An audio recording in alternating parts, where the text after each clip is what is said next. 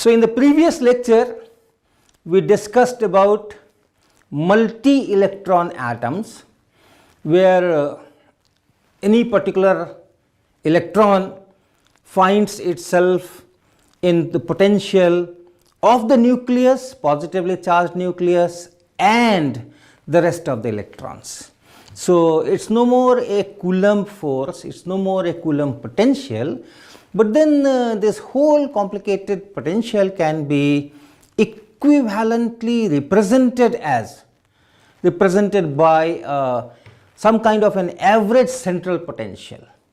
And if you take that approach, then you still have that Schrodinger equation with a central potential minus h cross square by 2m del square. This is the kinetic energy part, kinetic energy operator we call it, and then this equivalent central potential, and this is equal to E psi. And the only difference from hydrogenic kind of levels is that now energy depends on N as well as L. So you have those states 1s, 2s, then 2p energy is different from 2s energy. It depends on L, and then 3s and all those things, 4s, 3d, 3p, all those things. And then we talked about aggregation of atoms, as in the case of a gas or in the case of a vapor, where you have identical atoms. For each atom, the energy levels for the electron is given by this equation, is given by these energy levels. But then there are too many atoms, and each atom will give the same energy level but more number of quantum states. And if there are capital N atoms, then we have 2n quantum states here, 2n quantum states here, 6n quantum states here, and so on. So these things we discussed. And then we are more interested in what happens if these atoms are brought closer to form a solid.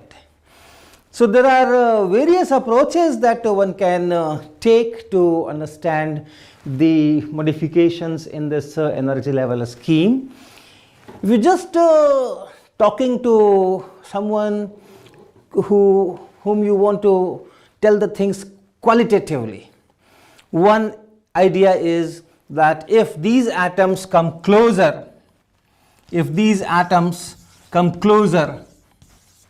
like this, then an electron not only sees the potential of its own nucleus and the rest of electrons in that atom, it also interacts with the other nuclei and the other electrons. And therefore, this potential energy, that interaction is no more given by this kind of central potential, and therefore the energy level has to be changed. And since you have large number of atoms, the environment of an electron here in this vicinity, an electron in some other vicinity, all those things may not be identical, and therefore for some of the quantum states the energy may go up, and for some of the quantum states the energy may go down. So if you have a sharp energy level, let's say this one, let's say this is 3s. Again, if I go for that sodium where Z is 11, then you remember that 2 of the electrons will go here, 2 will go here, 6 will go here, and 1 will go here. And if you have large number of sodium atoms, as in a sodium vapor, then this will be, all these 2n quantum states will be full, this will be full, this will be full, and here you will have half the quantum states occupied by electrons and half the quantum states empty. So if you take that 3s, now the sodium atoms are interacting with each other. It's making a solid, a crystalline solid with some kind of a crystal structure. So all these interactions have changed the energy level. So all those 2n quantum states which were here, for some of them energy is going up, for some of them energy is going down, and therefore so these 2n quantum states will have now these energies, different energies. And this whole energy difference here or energy range here can still be in electron volts.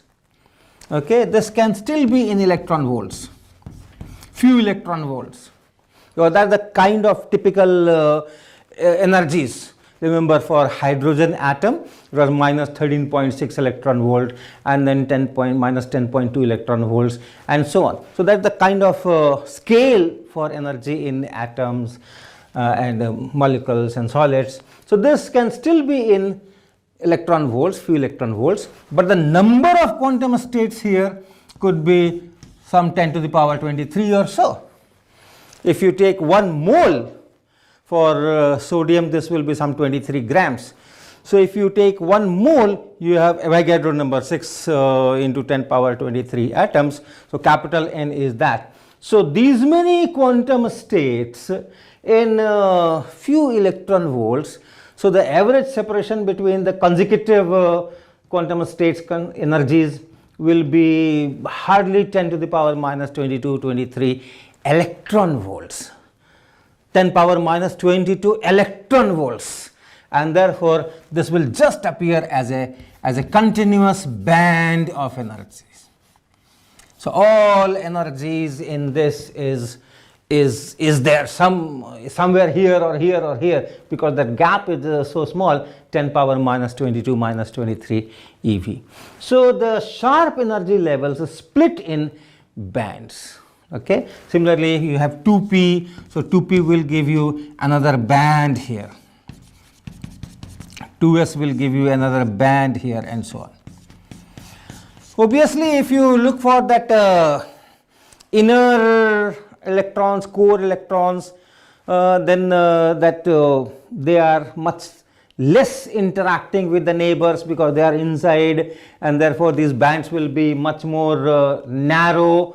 1s, 2s, maybe this splitting and this spread is very, very small, negligible. You can still consider these to be almost sharp energy levels, but the outer ones, they will certainly do a lot of spreading. If you look at this 3p, this 3p is also there, so this 3p will also spread, although there is no electron here. Normally there is no electron here in 3p for sodium, but then the energy levels are there, the quantum states are there, and because of this interaction, because of this change in potential energy, this will also spread out. So this is one way qualitative understanding. You can go little ahead to be more sophisticated, and you can come through that chemistry point of view, how molecules are formed, how hydrogen molecule is formed. Two atoms coming close to each other, what happens to the energy levels? So one can start with molecules, the two atoms coming close to, and then generalize it to capital N atoms coming close to each other.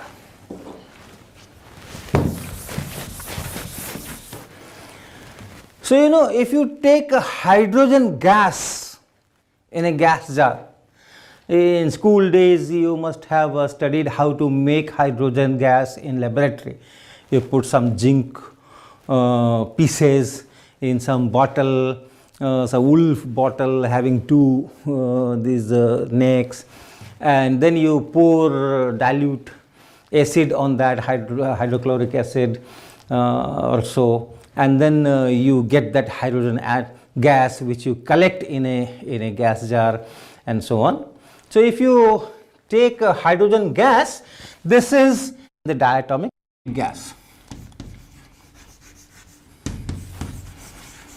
So two hydrogen atoms come close to each other and make this molecule. and these molecules are widely separated from each other and going into that vessel. So what happens to the energy levels of this system, this molecule?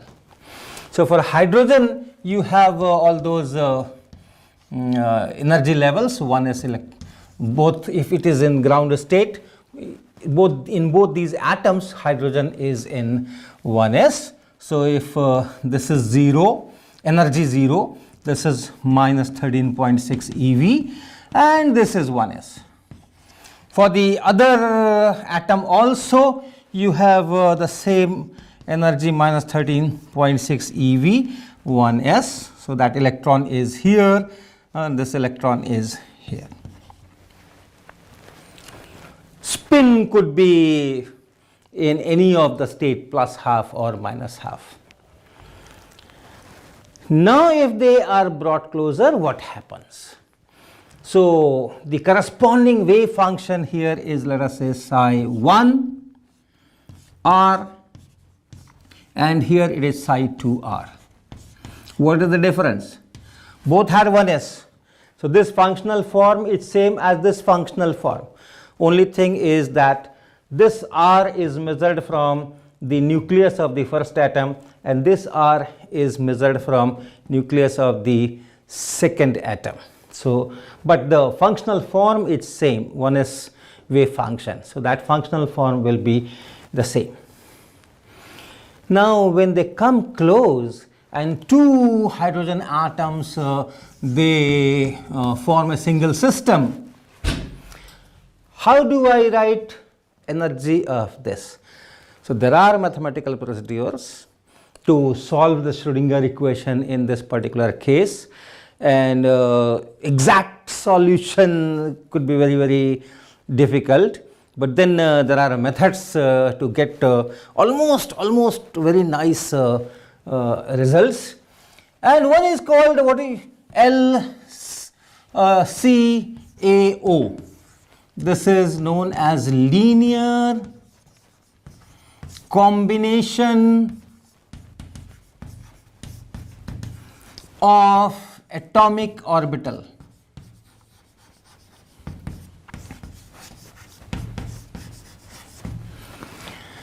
Where you assume that the wave function is given by some linear combination of these two atomic orbitals, atomic wave functions. So you have a wave function here, you have a wave function here, refer to one origin, refer to other origin. So you have two wave functions, and then you make linear combinations of them, and then see what linear combination gives you fixed energy, definite energy in case of this interaction. So now this interaction is different, potential energy is different, slightly different from the earlier one. So use this wave function and then use Schrödinger equation and then do the mathematics to get what is this C1, what is this C2. And people find that if you do all these things, if the original energy is this E naught, original energy is E naught for each atom minus 13.6 eV, you get for this interaction two possible energies, E naught plus delta and E naught minus delta. And for this one you have one kind of combination, which sometimes people say sigma star or so. So okay, how do I write? So this is one kind of combination, let me call it A, and this, for this you have another kind of combination, let me call it B. This psi A turns out to be 1 over square root of 2, and then you have this psi 1 r and minus psi 2 r, and the psi B turns out to be 1 over root 2 and then psi 1 r and plus psi 2 r. Okay, so this kind of combinations give you definite energies, and those definite energies are one up and one down. So here if you plot in this diagram, one energy goes up, so this was identical energy, then one energy goes up, one energy goes down. This is that psi b, and I have written B for bonding. And for this the wave function is psi a, and this A is for anti-bonding.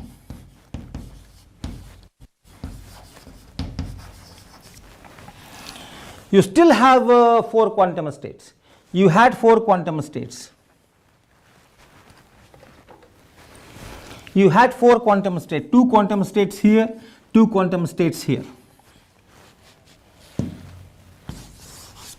And again you have 2 quantum states and 2 quantum states.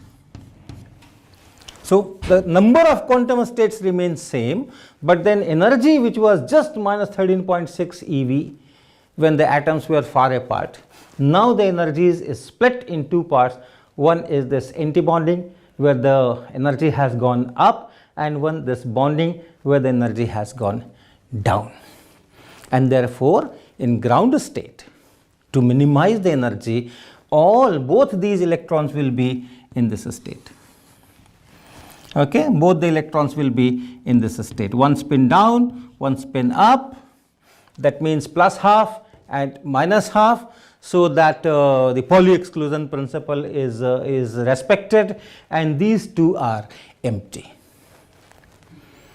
Okay, this is called bonding, because these are the electrons which keep this molecule bound. The wave function is symmetric. The wave function is symmetric, and it's a kind of some kind of an overlap here. So you have some kind of electrons which are more close to these nuclei, and it's a bonded molecule. Whereas if electron goes here, the energy goes up and it's antisymmetric. So at center you have much less population of electron, much less probability of electron being here, and the electrons are far apart, and therefore it doesn't bind that system. So this kind of splitting is there. You must have done these things in your +2 chemistry classes. So this is why hydrogen is in the diatomic molecular form. What happens if I have helium? If I take helium gas, you know, is monoatomic. Helium does not form 2 heliums, one molecule, it doesn't form like that. Helium gas is monoatomic. Why? You can understand from this. In helium you have 2 electrons, and both the electrons are in 1s. Both the electrons are in 1s. So if you have 2 helium atoms, you have 2 helium atoms, let us say, then you have 2 electrons here and 2 electrons here. 4 quantum states, 4 electrons. And therefore the splitting is there. If you solve this Schrodinger equation, you will still get this splitting, but then all those 4 quantum states will be occupied by the 4 electrons. So 2 electrons will be here, 2 electrons will be there. No gain in overall energy. In hydrogen case, if one electron is here, another electron is here, it's minus 13.6 and minus 13.6, but if both the electrons come here, the energy is lowered, and therefore it gives rise to the stable configuration of the molecule. But in helium there is no gain. There is no gain here, and therefore these atomic orbitals are equally good, and therefore it doesn't go for this bonding. It's not diatomic. So these kind of things are there. Now extend this concept. If 2 atoms come close to each other, because of this interaction, they are identical atoms, but because of this interaction, the energy levels are split in 2 parts. And similarly, if 10 to the power 23 atoms come close to each other, then that energy level will split in those many parts, and it will form a band. It will form a band.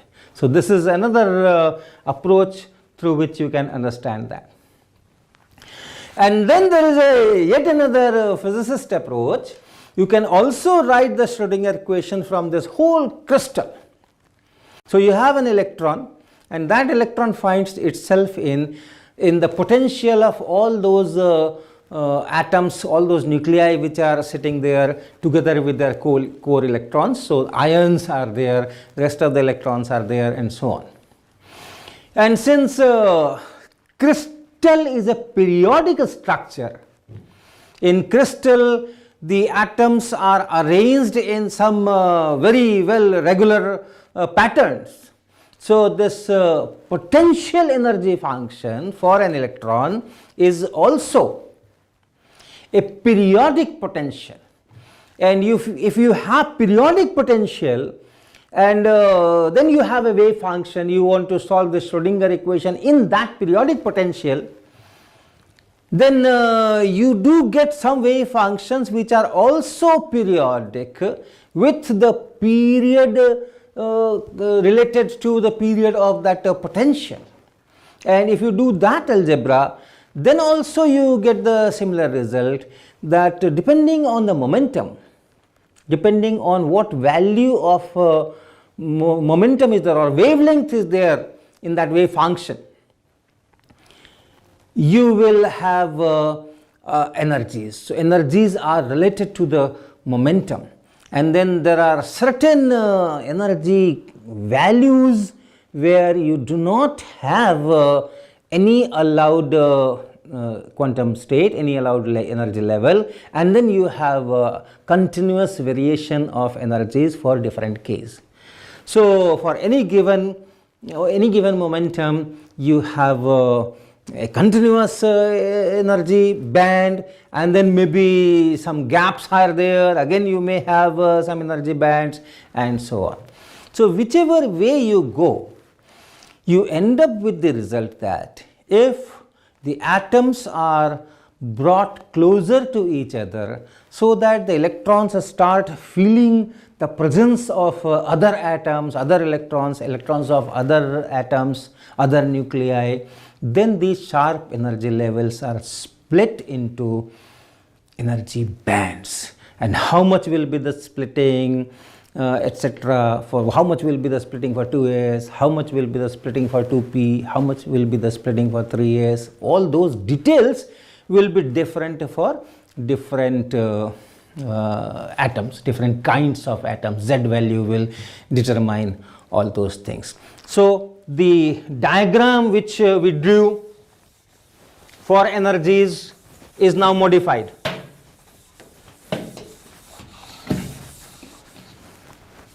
So in solids, the energy levels, when they are split and they form bands, you may have this kind of structure.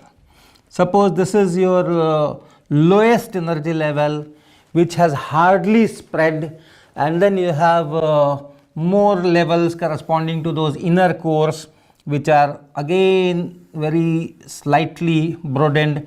But then you may have bands, energy bands. These are all energies that I am showing here, energy going this way. So all these energies are allowed here. So this band is this much only, this is this much only.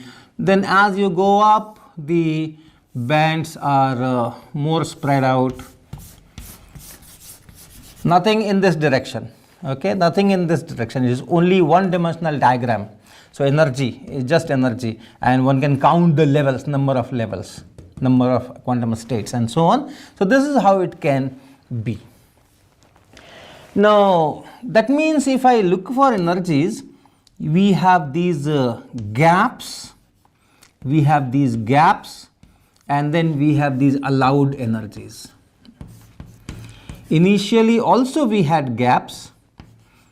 Initially when the atoms were far apart, then also we had sharp energy levels, and all these were gaps, So either this energy is allowed, or this energy is allowed, or this energy is allowed, or this energy is allowed, and so on. But now the gaps are still there, but then this allowed thing, which was a sharp level here, is now a range. All these energies are allowed. You have quantum states with these energies almost continuously distributed. Here also almost continuously distributed. Okay, so that's the kind of structure. This is at a certain interatomic separation. At room temperature, let us say, where we do a lot of our work, this solid has a certain interatomic separation, some kind of a lattice structure, some kind of a lattice parameters are there, A, B, C, alpha, beta, gamma, and all that. So with that, this kind of thing will result. Okay, if that separation is a little bit disturbed, thermal expansion or anything, then this diagram will widely vary. It can vary. Okay, so this is the kind of thing.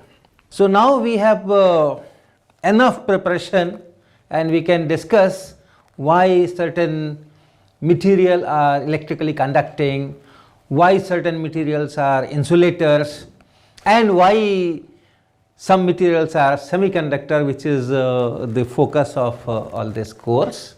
So all these properties of different materials can be discussed in terms of this band diagram. So that we will be doing in our next lecture.